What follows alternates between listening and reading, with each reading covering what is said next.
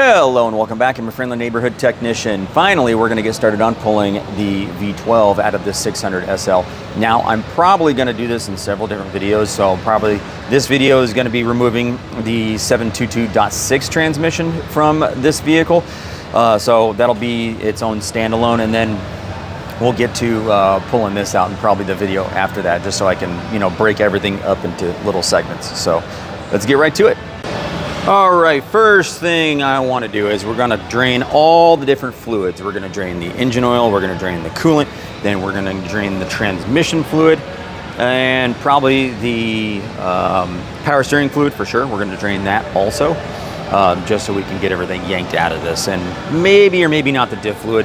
I may or may not want the diff. I'm not sure yet, but we're going to be draining that also. All right, before I go and yank the car apart, in case you guys missed the last video, or one of the last videos where I actually had how this thing sounds with no mufflers in it, you're gonna hear it now.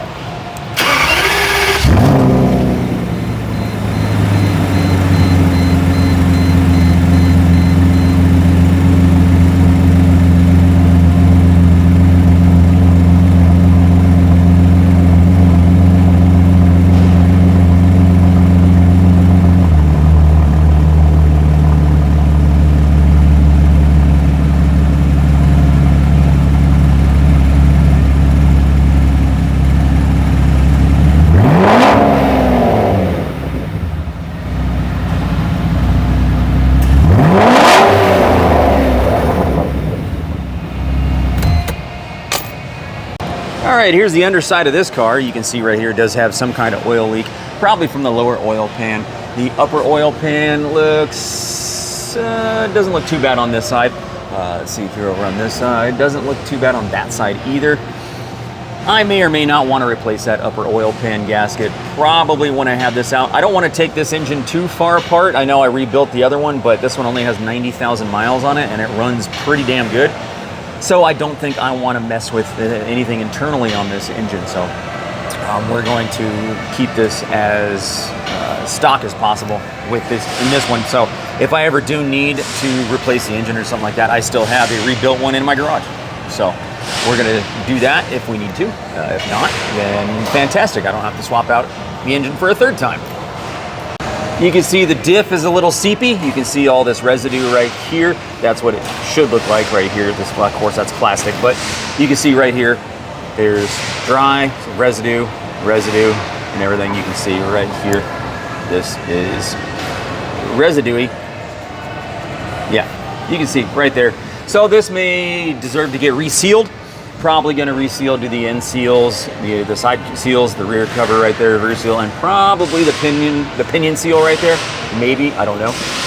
If I can even use this for any other application, I don't know. If not, oh well, I'll find something for something else. So we're going to drain the transmission fluid from here, and then we're going to drain the engine oil from right there. And then we're going to drain the coolant from probably this corner right here once we get this under panel off. All right, here we go. Draining the oil. There's the coolant right there. You can see the coolant is on the passenger and the drain is pointing towards the front. There is a little outlet right here. Now, you don't have to put this little chunk of hose on there. You could actually just let that drain inside the fender liner, but that's not how I roll. So I put that chunk of hose right there just so I can drain it out and not have coolant dripping everywhere when it's done. While those fluids are draining, I do want to mention a few things. I'm going to be taking apart a lot more than what is required when removing the transmission, just because of I'm pulling the engine. So I just want to make it a little bit more comfortable on myself and easy on myself. So like I'm going to be taking out the exhaust completely, even though you don't need to because the exhaust is out of the way. So I'm going to be taking out this part right here, this part, and then I'm probably going to be taking out these little this small section right here that goes up to right there. You can see right there, it unbolts right there and there. Same thing with over here. You got this section right here, this section right here, but this side's not really in the way because you have the linkage, the steering linkage right there, whereas this side does have this extra tube that comes down right here for this one. That one is not really in the way at all either. I can get those bolts. Yeah, it looks like there's an empty bolt hole there. Usually there's a cover and there's a bolt hole right there, but looks like there's not, and there's not one up there either. So either way, so I'm just a heads up for that. I'm going to be taking apart a little bit more than what is necessary. So if you just have to remove your transmission, then you probably don't have to remove all this exhaust and stuff like that. So it should be a little bit easier for you. All right, now that we have the exhaust taken off this thing, no, I didn't start it up with it just straight piped. I had already drained the oil. I know I'm kicking myself in the ass for that one. But anyway, now we're going to start removing the transmission. So one thing you want to remember is you want to make sure you have this thing in neutral. So if you don't have it in neutral, you're not going to be able to turn the drive shaft right here, and you're not going to be able to get these upper bolts. I mean, you might be able to get them out, but it's going to be a lot more difficult to actually remove them. So we're going to take this transmission, put it in neutral. It's not in neutral right now. Before you get too far, you want to make sure you put this transmission in neutral. So you have this clip right here, this clip right there, and if you're cool enough like me to have these right here, there's the part number for these clips, the clip tool. These are the actual pliers for that clip. If you don't have these, what you can do is you can get a flathead up in the side of that clip right here. Especially if you turn it sideways like this, you can get a flathead into the side of it right about here. If my phone will focus. There we go, right there. And you can get this lifted over and slid off.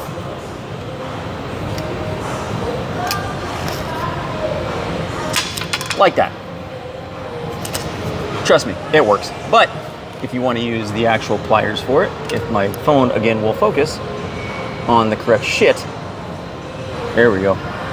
Then you just have to get these in here, like that, and pull the clip off. Just like that, and yeah. Okay, once you get that clip off, then you can literally take the shift rod right here and push it through the shift linkage. Just like that. Now it's all loosey-goosey. All right, here we are. We have the drive shaft that's completely accessible, except for this little piece right here. We gotta remove that. Now, normally when you're gonna remove your transmission, you don't need to remove the entire drive shaft.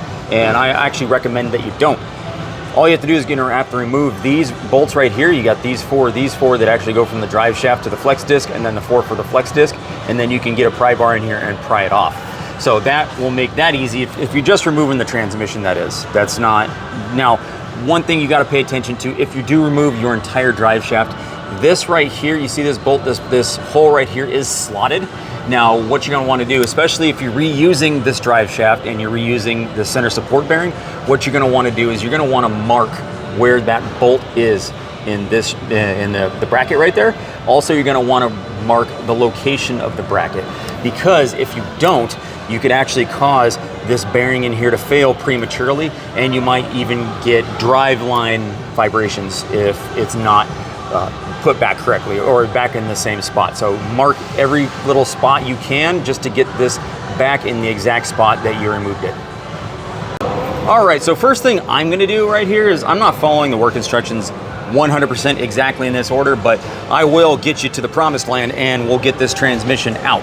So what I'm gonna do is I'm gonna remove this cross member right here, because removing that is gonna help me get access to these bolts, or the nuts back there, to hold those nuts, just so I can get these bolts out of the drive shaft. So right now it does help to have this plate with this trans jack just like that. This plate has been custom made, look at that, precision machining for removing .6 transmissions. So if you have one, it's fantastic. If not, if you're laying on your back underneath your car, you might want to get some kind of plate that you can lift with a jack. That'll help also.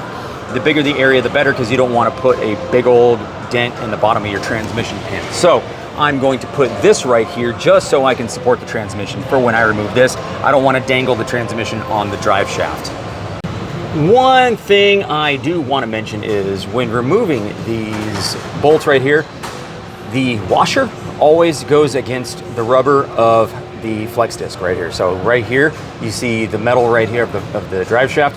Washer was actually on the back. So right here against the rubber, and if you look right here, you can see the washer right there. So the washer always goes against the rubber of the flex disc.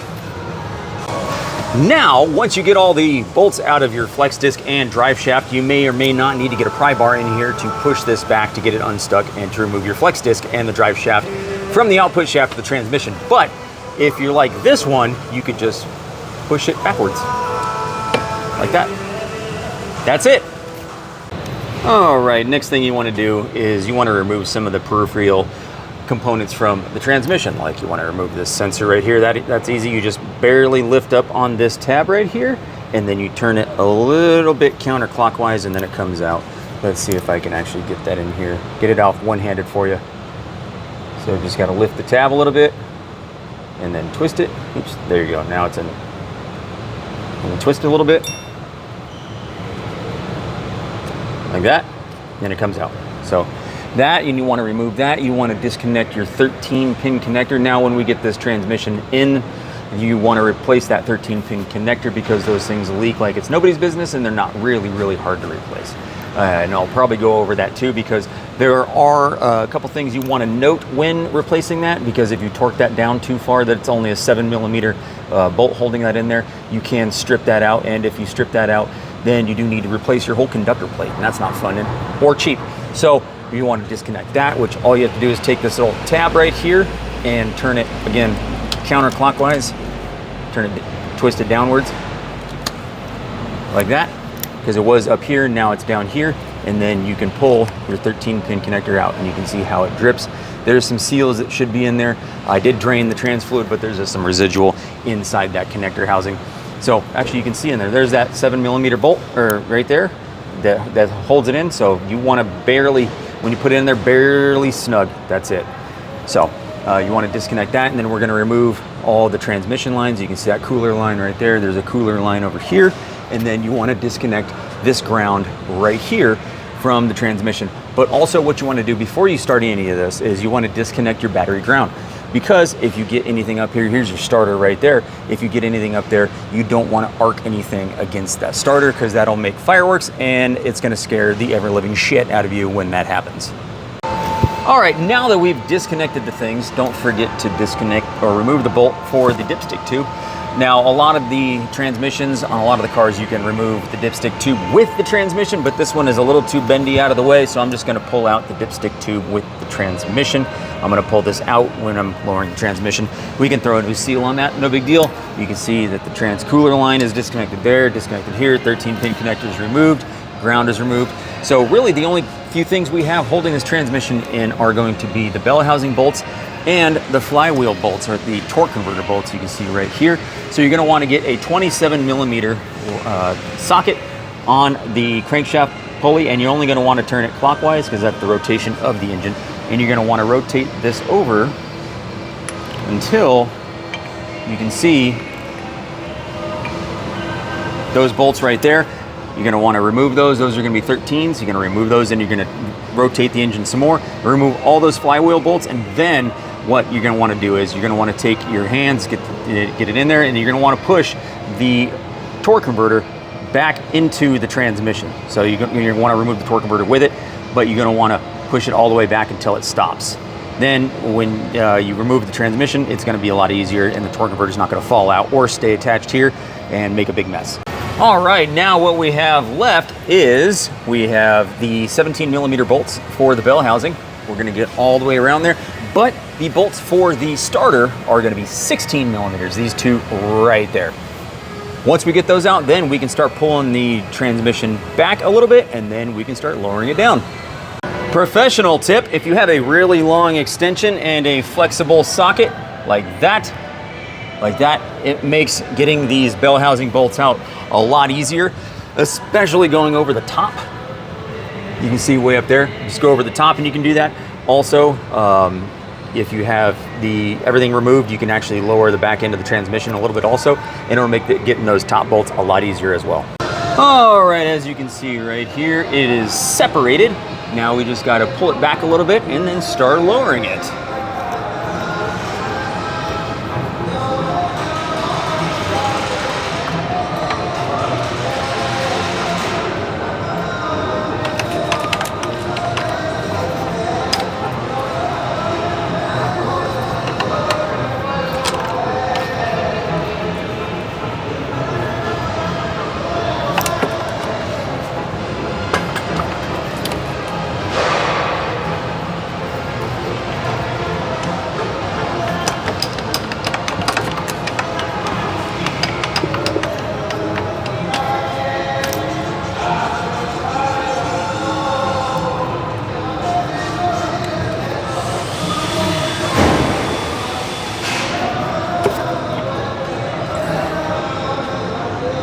might need to get a little prying implement up there and separate that. There we go. Way more loosey-goosey. Let's tilt this bitch back a little bit. Okay.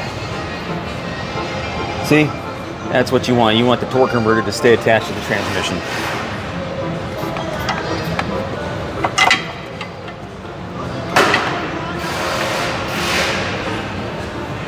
It's all right here. There we go.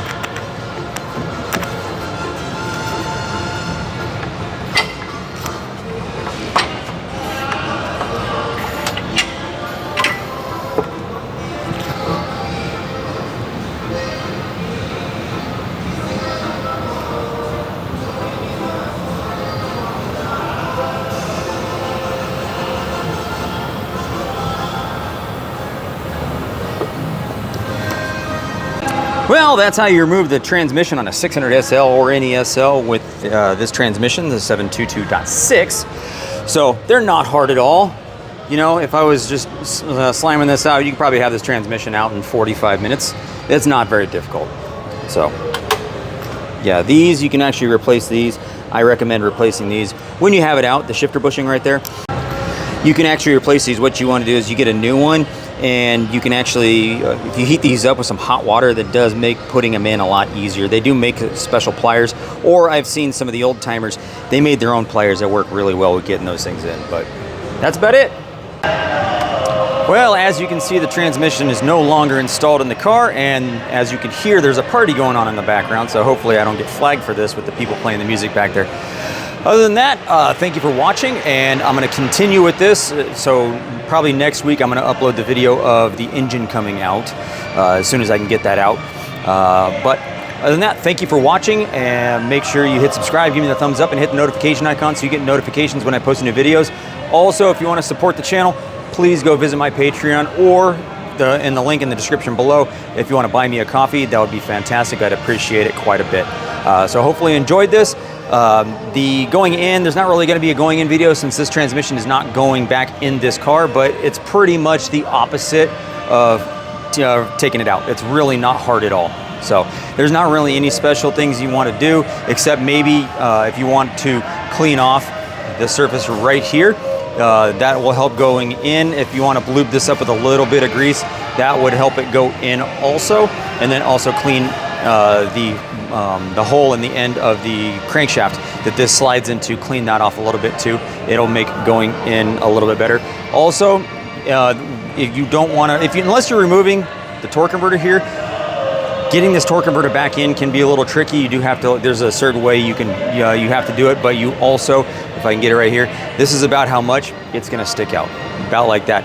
If it sticks out any more than this, the torque converter is not seated correctly inside the transmission, and you're not going to be able to get the transmission bolted up to the engine. So if you have to take the torque converter out, make sure when you get it back in properly, it's about this far right here. Just pay attention to how far it sticks out, because that's what you're going to have to get it back in. So just keep an eye on that.